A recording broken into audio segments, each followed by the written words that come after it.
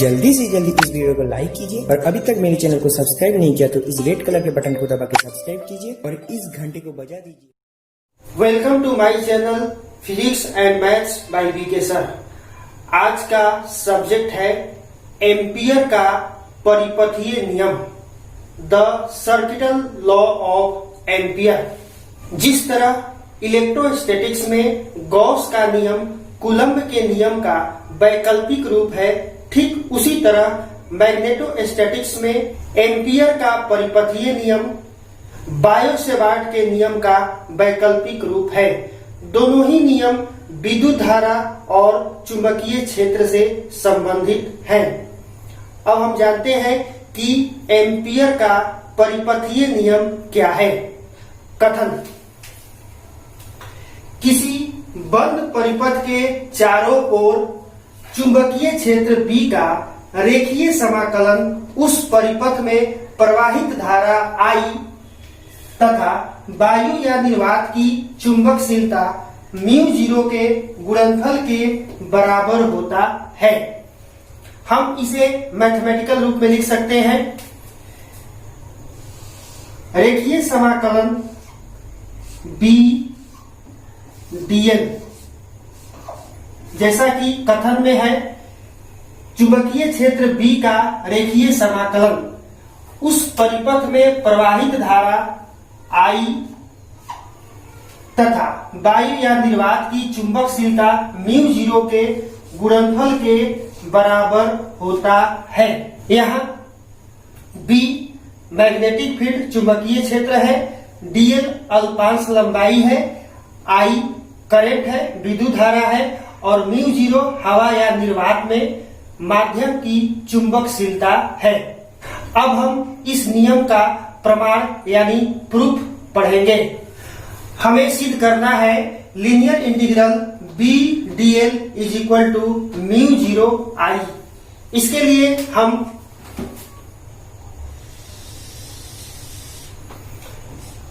x y एक लंबा सीधा चालक तार लेते हैं। इसमें I एम्पियर का करंट फ्लो हो रहा है। इसके एक पॉइंट O से A डिस्टेंस पर एक पॉइंट P लेते हैं। इस P पॉइंट पर मैग्नेटिक फील्ड B है। हम यहां पर A डिस्टेंस यानी A को रेडियस मानकर एक सर्किल की कल्पना करते हैं।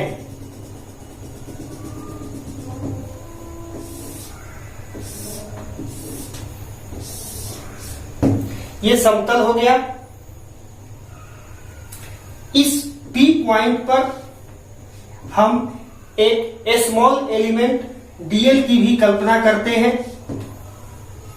जैसा कि हमने एप्लीकेशन ऑफ बायो-सेवार्ट लॉ में बताया था कि किसी लंबे सीधे धारावाही चालक के निकट किसी बिंदु पर चुंबकीय क्षेत्र B का मान B is equal to 2 μ0 I upon 4 pi A।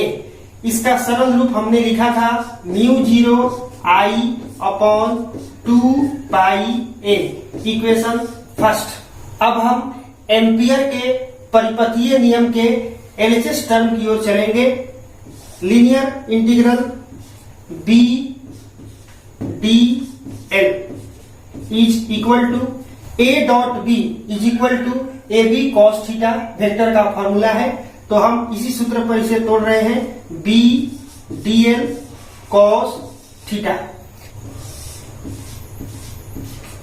यहाँ पर मैग्नेटिक फील्ड B और करंट एलिमेंट dl दोनों का डायरेक्शन एक होता है, यानी थीटा का मान 0 डिग्री होता है।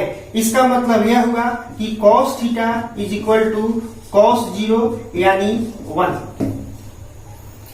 तब हम इस इक्वेशन में cos थीटा का वैल्यू 1 रखेंगे, is equal to linear integral B dl, equation 2। अब इक्वेशन 2 में हम B का वैल्यू रखेंगे। B का वैल्यू है μ0 I upon 2 pi A। Mu zero I upon 2 pi a linear integral D L. यहाँ डीएल का वैल्यू, यहाँ डीएल करेंट एलिमेंट है, अल्पांश लंबाई है, इसका मैक्सिमम वैल्यू इसके सरकमफ्रेंस यानी परिधि के बराबर होगा। जैसा कि हम जानते हैं कि सर्किल का परिधि 2 पाई आर होता है, यहाँ पर 2 पाई ए होगा क्योंकि रेडियस ए है, is equal to mu zero I upon 2 pi A. DL का value 2 pi A, 2 pi A से 2 पाई ए कैंसिल हो गया, is equal to mu zero I. This is called Ampere's circuital law proved. अर्थात चुंबकीय क्षेत्र का रेखीय समाकलन धारा आई और हवा या निर्वात में चुंबकशीलता के गुणनफल के बराबर होता है।